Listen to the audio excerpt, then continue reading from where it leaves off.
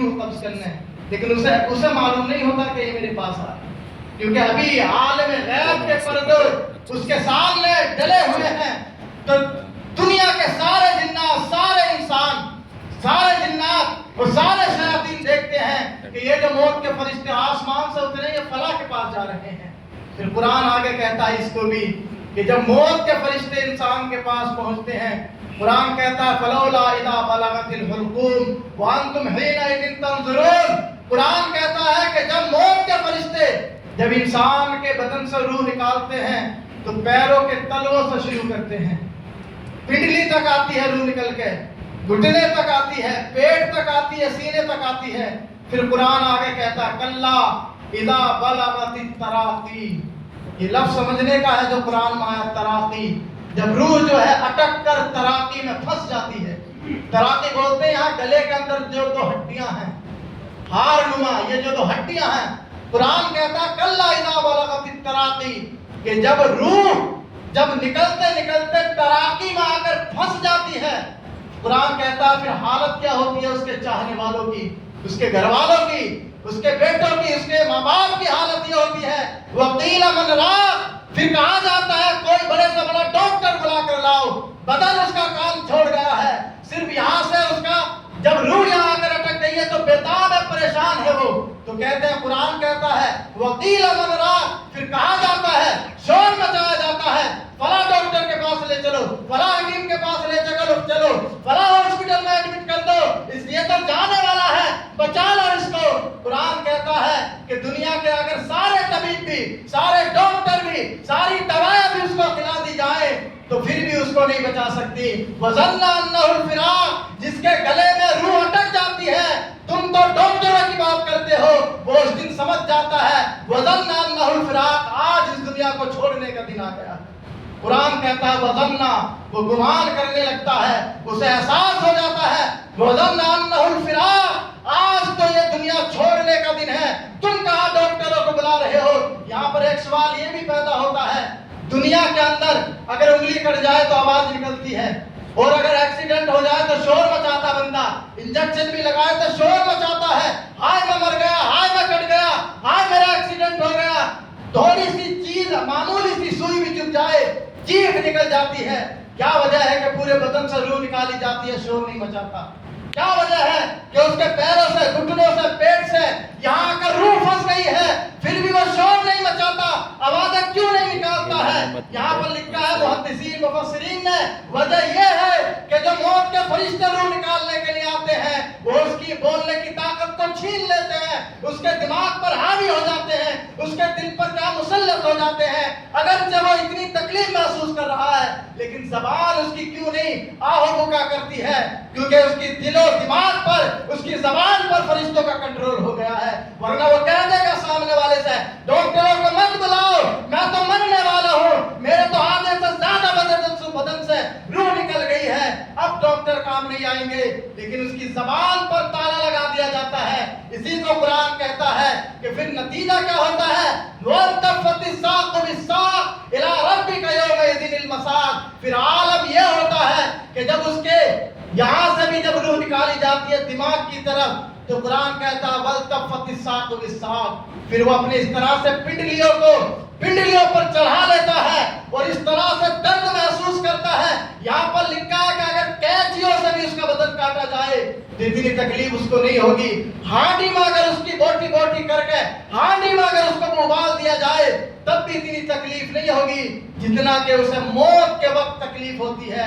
قرآن اسی کو تو کہتا ہے وَجَاءَتْ سَكْرَةُ الْمَوْتِ، موت کی سختی تو آ گئی ہے، ذَلِكَ مَا كُنْتَ مِنْهُ تَحِيدُ، اس موت کی سختی سے تو بھاگتا تھا، آج بھاگ کر دکھا، جہاں بھی تو جائے گا تجھے ہماری سلطنت نظر آئے گی۔ قرآن اسی کو کہتا ہے وَأَنْتُمْ حِينَئِذٍ تَنظُرُونَ، کہ جب یہاں آ کر روح اٹک جاتی ہے فَلَوْلَا إِذَا بَلَغَتِ الْحُلْقُومَ وَأَنْتُمْ حِينَئِذٍ تَنظُرُونَ، جب روح یہاں اٹک جاتی ہے قرآن کہتا ہے پھر ہم اس کے لیے آخرت کے سارے پردے اٹھا دیتے ہیں۔ وَأَنْتُمْ حِينَئِذٍ تَنظُرُونَ، تم اس وقت دیکھ رہے ہوتے ہو وہ چیزیں جو تمہارے دنیا میں رہنے والے نہیں دیکھتے ہیں۔ جہاں تک اس کی نگاہ جاتی ہے اسے موت کے فرشتے دکھائی دینے لگ جاتے ہیں۔ وَأَنْتُمْ حِينَئِذٍ تَنظُرُونَ، تمہیں اس وقت قبر کے ساتھ تم آخرت کا منظر نظر آ جاتا ہے، پھر تمہارے لیے ہم آخرت کے سارے پردے اٹھا دیتے ہیں۔ پھر قرآن آگے کہتا ہے، پھر جب اس کو غسل دینے کے لیے جب تختے دار پر اس تختے پر لٹایا جاتا ہے، یہاں امام غزالی نے ایک بات لکھی ہے، کہتے ہیں، اور آپ کی کتاب کا نام ہے یا ایھا الولد، اس کے اندر آپ لکھتے ہیں کہ جب میت کو غسل دینے کے لیے تختے پر جب لٹایا جاتا ہے اور قبر میں اتارنے تک اللہ تبارک و تعالیٰ اس بندے سے 40 سوال کر لیتا ہے۔ ہم تو یہاں غسل کی تیاری میں ہے، کفن پہنانے میں ہے، جنازہ لے کر جانے میں ہے، لیکن امام غزالی فرماتے ہیں کہ اللہ تبارک و تعالیٰ اس بندے سے غسل سے لے کر قبر میں اتارے جانے تک اللہ تبارک و تعالیٰ اس سے 40 سوال کر لیتا ہے۔ اب کیا سوال کر لیتا ہے وہ اللہ جانے، اور جو لیٹا ہوا ہے اس تخت غسل پر وہ جانے۔ اور امام غزالی نے تفصیل کے ساتھ اس پر گفتگو کی ہے۔ آپ ذرا اندازہ لگائیں کہ قرآن نے کس اچھوتے انداز میں بیان کیا۔ پھر قرآن کہتا ہے وَيَوْمَ يُبْعَثُ حَيًّا وَيَوْمَ يُبْعَثُ، پھر اس کے بعد قبر کے بعد جو تمہاری زندگی کا جو اہم دن ہے وہ دن ہے کہ جس دن ہم تمہیں دوبارہ مرنے کے بعد اٹھائیں گے۔ اس کے بعد کی جو زندگی ہے، یہاں پر غور کرنے والی بات یہ ہے، قرآن نے متعدد جگہ پر متعدد مقامات پر موت کا ذکر کیا ہے، اور یہ بھی کہا کہ ڈرو ڈرو ڈرو اس دن سے جس دن تمہیں موت آئے گی۔ یہاں رب تبارک و تعالیٰ ڈراتا کیوں ہے؟ موت کے دن سے ڈرانے کا مقصد یہ ہے کہ جب تمہیں ہمارے پاس واپس پلٹ کر آنا ہے تو کس حال میں تم اپنے رب سے ملاقات کرو گے، یہ تمہارے اوپر ڈیپینڈ کرتا ہے۔ یہاں پر حدیث ہے، حدیث کے اندر آیا کہ جو مومن بندہ ہوتا ہے اس کی روح کو فرشتے بڑے جنتی لباس میں اس کو ملبوس کر کر ساتوں آسمان کے اوپر اللہ رب العزت کے عرش کے نیچے جا کے اس کو کھڑا کر دیتے ہیں۔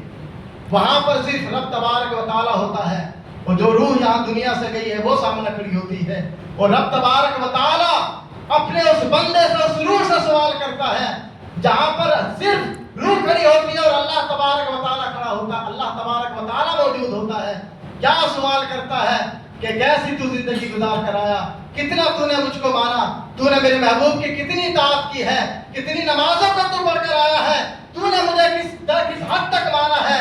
اگر وہ اللہ کے سامنے بندہ تمام سوالوں کے جواب میں کامیاب ہو جاتا ہے، اللہ فرشتوں کو حکم دیتا ہے کہ اس کی روح کو آزاد کر دو، یہ چاہے تو جنت میں رہے چاہے تو قبر میں اپنے جسم کے ساتھ چلی جائے۔ اس کے برعکس جو کافر ہوتا ہے اس کی روح کو تو پہلے آسمان ہی سے جہنم میں ڈال دیا جاتا ہے۔ ایمان اتنی بڑی دولت ہے، اگر کافر بندہ مرتا ہے تو اللہ تبارک و تعالیٰ حکم دے دیتا ہے، آسمان کے فرشتوں کو حکم دے دیتا ہے کہ یہ کافر کی روح ہے، اس کو میرے پاس لانے کی ضرورت نہیں ہے۔ آسمان کے دروازے ہی اس کے لیے نہیں کھلتے ہیں، بلکہ وہیں تو اس کو جہنم کے گڑھے میں ڈال دیا جاتا ہے۔ تو آپ دیکھیں آپ نمازوں کی کتنی پابندی کرتے ہیں۔ ایک روایت میں تو یہ آیا ہے کہ اللہ تبارک و تعالیٰ جس بندے کو بغیر سوال و کتاب کے جہنم میں ڈال دے گا وہ بندہ ہوگا کہ جس نے اذان سنی نماز کے لیے لیکن پھر بھی نماز نہیں پڑھی۔ یہ بڑا اہم روایت ہے، اذان اس کے کانوں میں گئی لیکن اس نے نماز نہیں پڑھی، ایسا وہ بندہ ہوگا کہ اللہ اس سے سوال و جواب بھی نہیں کرے گا، اسے جہنم کے گڑھے میں ڈال دے گا۔ حضرت موسیٰ علیہ السلام کے زمانے میں ایک خاتون آئی دوڑی دوڑی، امام ذہبی نے اس کو لکھا اپنی کتاب کے اندر، دوڑی دوڑی آئی خاتون حضرت موسیٰ علیہ السلام سے آ کر عرض کرتی ہے، عرض کیا کرتی ہے کہ مجھ سے اتنا بڑا گناہ ہو گیا ہے، کیا اس کی کوئی معافی ہے؟ حضرت موسیٰ علیہ السلام نے پوچھا کیا گناہ کر لیا، گھبرائی کیوں ہے تو؟ کہا کہ مجھ سے زنا ہو گیا، اور زنا کے بعد پھر بچہ بھی پیدا ہو گیا، میں نے بچے کو قتل کر ڈالا۔ تو حضرت موسیٰ علیہ السلام جلال میں آ گئے، ایک تو نے زنا کیا پھر بعد میں بچے کا قتل بھی کر ڈالا۔ حضرت موسیٰ جلال میں کہتے ہیں اے منحوس عورت اٹھ جا میرے پاس سے، کہیں اللہ تجھ پر عذاب نازل کرے تو میں بھی اس کے عذاب میں نہ گرفتار ہو جاؤں۔ عورت کو جب بھگایا تو حضرت جبریل حضرت موسیٰ علیہ السلام کی بارگاہ میں آئے اور آ کر عرض کرتے کہ آپ نے اس عورت کو کیوں بھگا دیا، رب کا حکم ہے کہ اسے دوبارہ بلاؤ۔ تو حضرت موسیٰ نے کہا کہ وہ اتنا بڑا گناہ اقرار کر رہی تھی گناہ کا میری بارگاہ میں نے اس لیے بھگا دیا کہیں اللہ کا عذاب اس پر نازل نہ ہو جائے۔ تو جبریل امین کہتے ہیں اے موسیٰ کیا تم اسی گناہ کو سب سے بڑا گناہ سمجھتے ہو؟ کیا تم جانتے ہو سب سے بڑا گناہ روئے زمین پر کیا ہے؟ تو حضرت موسیٰ علیہ السلام فرماتے کون سا گناہ؟ زنا، اور زنا سے پیدا شدہ بچے کو قتل کرنے سے بھی बढ़ कर कौन सा गुनाह है? तो हजरत जिब्रील अलैहिस्सलाम कहते हैं वो सिर्फ रब तबारक व तआला के बुलावे को ठुकरा देना, जिना से भी बढ़कर। क्या मतलब है इसका कि रब तबारक व तआला जब नमाज के लिए बुलाए, बंदा नमाज पढ़ने के लिए ना आए, तो ये जिना से भी बदतर क्या है, उसने गुनाह का इर्तिकाब कर लिया है। आप अंदाजा लगाएं हम नमाज में कितनी कोताही करते हैं। बहुत से लोग ये समझते हैं 4 वक्त की पढ़ लेंगे तो हम नमाजी हैं। याद रखें जो 1 वक्त की फजर की भी छोड़ रहा है तो वो नमाजी नहीं है, वो भी बेनमाजी है। जो सुस्ती कर रहा है, कज़ा पढ़ रहा है कि पूरे दिन की नमाज ईशा में पढ़ रहा है, वो भी बेनमाजी है। और जो जुमा पढ़ने के लिए आ रहा है वो कितना बड़ा गुनहगार है। यहाँ तो हजरत मूसा अलैहिस्सलाम से जिब्रील अमीन ये कहते हैं कि जिना से बढ़कर भी गुनाह अगर अल्लाह की बारगाह में है तो वो ये है कि बंदे मोमिन रब तबारक व तआला के बुलावे को ठुकरा दे। हुजूर के जमाने में भी ऐसी एक खातून आई, हुजूर नबी करीम बैठे हुए थे, खातून आई दौड़ी दौड़ी, ज़ारो कतार रो रही थी, घबराई हुई आई, हुजूर से आकर अर्ज करने लगी, या रसूल अल्लाह मेरा शौहर फला जगह सफर पर गया हुआ है, मुझसे जिना सरजद हो गया है और बच्चा भी पैदा हो गया है और मैंने उसको कत्ल कर दिया। ये हुजूर के जमाने में भी हुआ। हुजूर ने कहा कि तू इतनी घबरा कर आई और तू जिना की बात लेकर आई है। मैं तो तेरी घबराहट से ये समझ रहा था कि तूने आज कहीं असर की नमाज छोड़ दी है, कि तूने असर की नमाज तो नहीं छोड़ दी। अंदाजा लगाए हुजूर के लबो लहजे से, आज जो हम असर की नमाज छोड़ देते हैं, 4 मिनट लगते हैं 4 रकअत पढ़ने के लिए, लेकिन 40 मिनट मोबाइल में लगा देते हैं। ये हमारे नौजवान जो अपनी जवानियां मोबाइल पर सर्व कर रहे हैं, घंटों घंटों रील देखते रहते हैं, तौफीक नहीं होती कि 4 मिनट के लिए आकर मस्जिद में आकर अल्लाह की बारगाह में सजदा रेज़ हो जाए। सवाल ये करते हैं कारोबार क्यों नहीं चल रहा, परेशान क्यों है, घर में खैर बरकत नहीं है, परेशान क्यों है? वो ये नहीं देखता कि कारोबार तो तू करने आया है लेकिन साथ को फजर की नमाज छोड़ कर आया है। फजर की नमाज को वो गुनाह नहीं समझता, हालांकि जमीन पर नमाज छोड़ने से बड़ा गुनाह कौन सा है? तुम सबसे बड़ा गुनाह तो यही कर रहे हो कि फजर की नमाज नहीं पढ़ते हो, कारोबार करने बैठ जाते हो, रब को नाराज करके कस्टमरों को राजी करने पर लग जाते हो। बताओ तो सही कहां से तुम्हारे कारोबार में खैर बरकत होगी? तुम अल्लाह को राजी करो, जो रोजी देने का वादा करता है, जो रोजी देता है उसको राजी करो, तो फिर तुम्हें मखलूक को राजी करने की जरूरत नहीं होगी। फिर तुम तवक्कुल करो अल्लाह पर, फजर की नमाज पढ़ो, नमाजों की पाबंदी करो, खुदारा नमाजों से गाफिल मत हो। ये जिंदगी तुम्हें एक बार मिली है। मैं हमेशा ये बात कहता हूँ, इसी जिंदगी पर कुरान पढ़े, आप लोग कुरान पढ़ेंगे तो पता चलेगा। कुरान कहता है फमन यामल मिस्काल ज़र्रतिन खैरन यरा वमन यामल मिस्काल ज़र्रतिन शर्रन यरा। जो तुम रत्ती भर नेकी करके आओगे उसे भी हम तुम्हारे सामने खोल कर रख देंगे। जो गुनाह कर कर आओगे उस गुनाह को भी तुम्हारे सामने खोल कर रख देंगे। फिर कुरान कहता है लिनबलुवकुम अय्युकुम अहसनु अमला, तुम्हें दुनिया में भेजा हमने इसलिए है ताकि हम अपने बंदों को आजमाएं कि वो किस तरह से नेक अमल करते हैं, कौन बढ़ चढ़ कर नेकियां करता है, कौन सबसे ज्यादा नेकियां करके हमारी बारगाह में हाजिर होता है। जरा तसव्वुर करो, जिस दिन तुम्हारी जिंदगी में, जो तुम्हारी जिंदगी का आखिरी दिन होगा, तुम घर से निकल कर आओगे, चलो दुकान खोल लेते हैं, फला जगह चले जाते हैं, फला मार्केट चले जाते हैं, लेकिन तुम्हें यकीन नहीं होगा कि वापस सही सलामत जाओगे। ये जिंदगी के एक बार मिली है, कदर कर लो और इस जिंदगी को रब के लिए वक्फ कर दो, ताकि जब तुम्हारी रूह अल्लाह के सामने खड़ी हो तो तुम भी फख्र से कह सको रब तुझे राजी करके आया हूँ। बताओ तो सही, जो तुम नमाज छोड़ रहे हो, तुम जो हराम खा रहे हो, जो तुम ज़िनाकारियों में मुब्तला हो, जब तुम्हारा सामना रब से होगा तुम रब को क्या जवाब दोगे? आज तो अगर मैनेजर कह दे कंपनी का कि तुझे 2 दिन के अंदर ये काम करके लाना है, रात भर जाग कर काम करते हो, क्यों? क्योंकि मैनेजर नाराज ना हो जाए।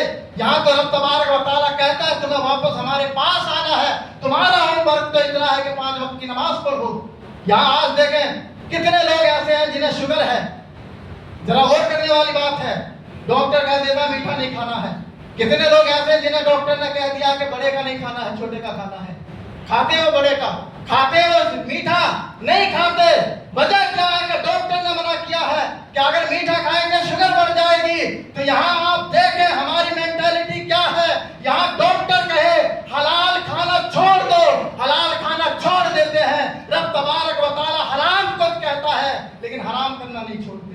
यहाँ डॉक्टर पर इतना यकीन, वो हलाल कह रहा है छोड़ दे, हलाल छोड़ देते हैं। डॉक्टर ने जो कहा मुस्तफ़ा ने कहा है कि शराब पीना छोड़ दो, मुस्तफ़ा ने कहा है कि जिना छोड़ दो, हुजूर ने कहा है कि चोरी छोड़ दो, हुजूर के नाम पर तुमसे शराब नहीं छूटती। डॉक्टर अगर हलाल को कह दे तो हलाल छोड़ देते हो, ये कहाँ तुम जा रहे हो? अगर तुम्हें रब तबारक व तआला को राजी करना चाहते हो तो डॉक्टर से भी बढ़कर हजारों दर्जा तुम्हें रब तबारक व तआला पर भरोसा करना होगा कि जब हम डॉक्टर के कहने पर हलाल छोड़ सकते हैं तो मुस्तफ़ा के कहने पर सारी हराम चीजें छोड़ सकते हैं। अल्लाह तबारक व तआला हम सबको नेक मुखलिस मोमिन बनाए, ईमान वाला बंदा बनाए, और अल्लाह तबारक व तआला हम सबको यौम वफात की तैयारी की तौफीक अता फरमाए। एक ऐलान सुन लें, जिला मैठी के